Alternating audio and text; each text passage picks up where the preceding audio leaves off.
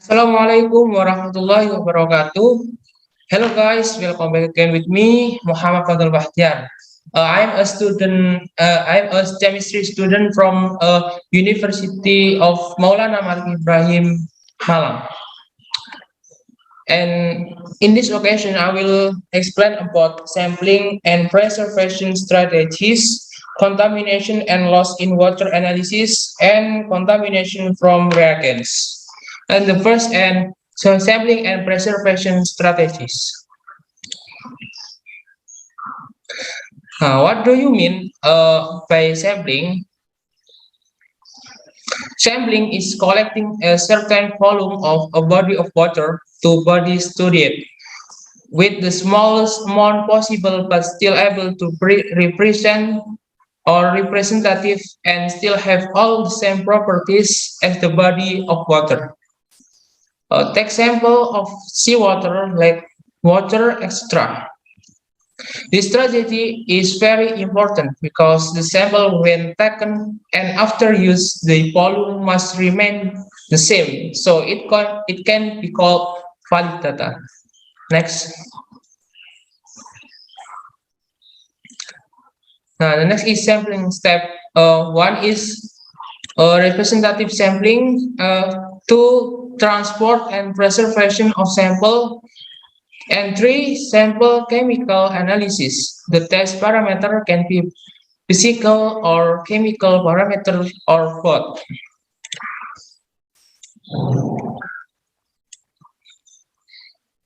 Preparation of sampling and preservation. Number one, the bottle to be used to take the sample must be clean and it has been rinsed with distilled water and distillation water first, then continued with a liquid that will be used to fill the water and dry if possible. Make sure the bottle does not contain contaminant from the previous analysis. This is because the concentration of analysis is very small, so there should be no trace of contaminant from the previous analysis. And two, the same is also true for sampling tools, such as pipes, pump, etc. Must be clean and do not contain residue from all sample marks in particular, then growth of mold as most should be prevented because these fungus can absorb or reduce the things we want to test. And and the three is contamination of metal or sampling device which can be soluble in samples should be prevented.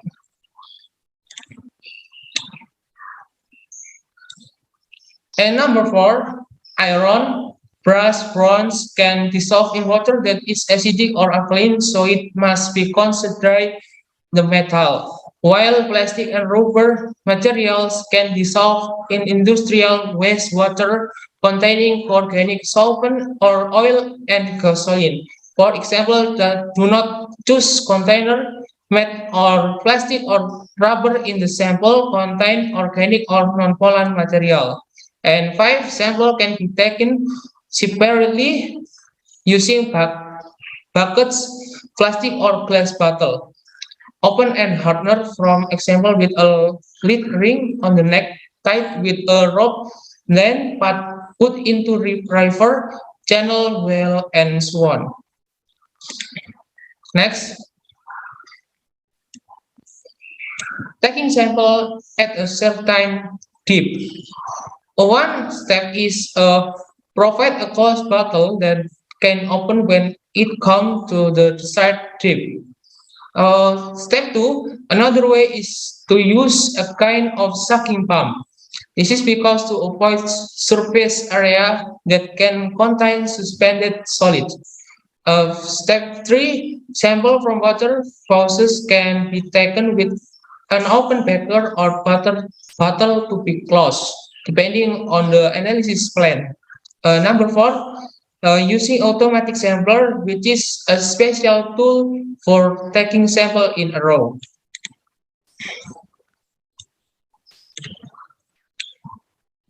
Automatic sample consists of one sucker pipe Depth of sampling point is limited to about 5 meters below the tool. The 2 is pump. 3 is horse to control frequency sampling. Number 4, tools for dividing samples into bottle for mixed sample. Number 5 is isothermic box containing mixed sample bottle with cooling by ordinary ice or dry ice, so that sample preservation can be done no later than 1 day before being taken to the laboratory. This is because the air in the sample is lost, so there is no chance.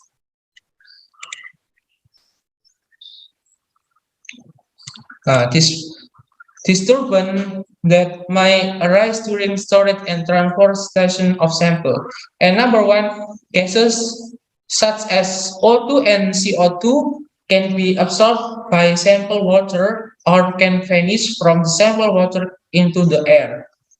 The number two, suspended and colloidal substance can from their own flock and settle so that there is a sample to be different from the state when taken. And number 3, like substance and liquid, mud extra can float on the surface. Number 4, some solutes can be oxidized by dissolved oxygen so that they turn into other compound.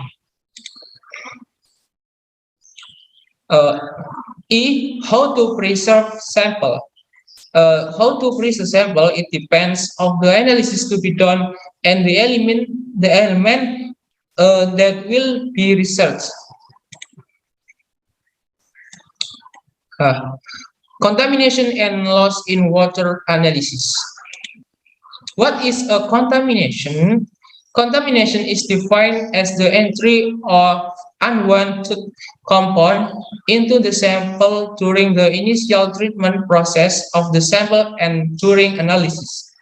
A source of contamination on sample can come from 1, atmosphere, 2, operator, 3, equipment, and 4, water and reagents. 1, contamination of the atmosphere. Contamination from the atmosphere come from particulate trace element. The simplest way to avoid atmospheric contamination to the sample is to close the sample solution during the preparation and analysis process. Number 2, contamination from the operator. Contamination from operators analysis can be a source of contamination of sample that will be analyzed either through direct contact or by air.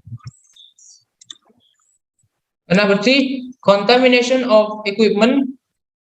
Glassware usually caused by dissolving the container by solution. Anticipation by washing the glass using one to one mixture of concentrate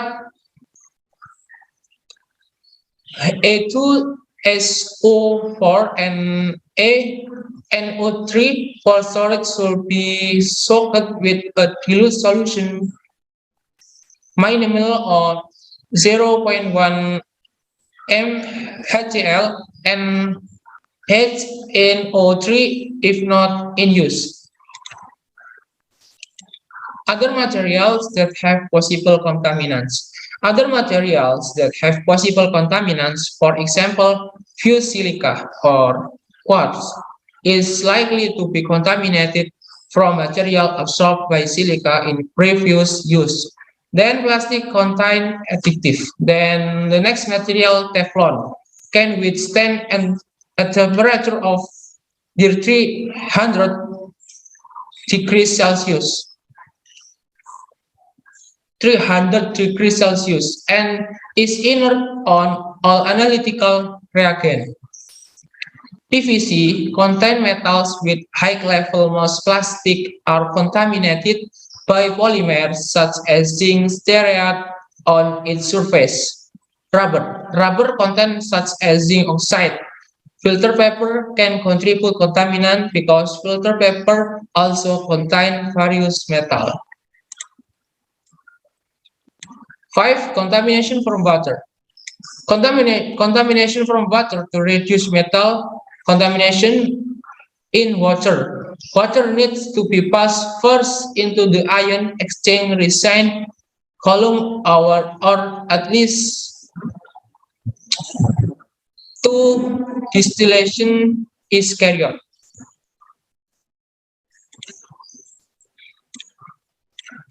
And contamination from reagent. Introduction. Reagent is in the form of chemical are needed in accordance with the purpose of inspection. Contamination from reagent can be grouped into mineral acid and ammonia, inorganic solids, organic reagent, and organic solvent. One is mineral acid and ammonia. Mineral acid mostly contain metals. If the content is very low, called extra pure acids. Low enough content is called ultra pure. If according to the table, called analytical reagent grade acid. Ammonia. This solution is placed in a glass bottle that will be contaminated by silica, aluminum, calcium, etc. Analytical ammonia reagents can contain heavy metal with a fairly low concentration. This is likely caused by the absorption of the metal by the glass. Two is inorganic solids. This solid is usually used as a blank solution for solution control. Lead, Pb, is an important metal analytical reagents ranging from 0.1 to 0.3 ppm. Purification is usually by crystallization or filtration. And 3. Organic reagents. Organic reagents are reagents that usually contain metals in coordination. These metals usually come from solvent or reagent used in ligand synthesis. These reagents are usually used in small amounts so that contamination is often ignored. But caution remains necessary, for example, by using reagent as a blend.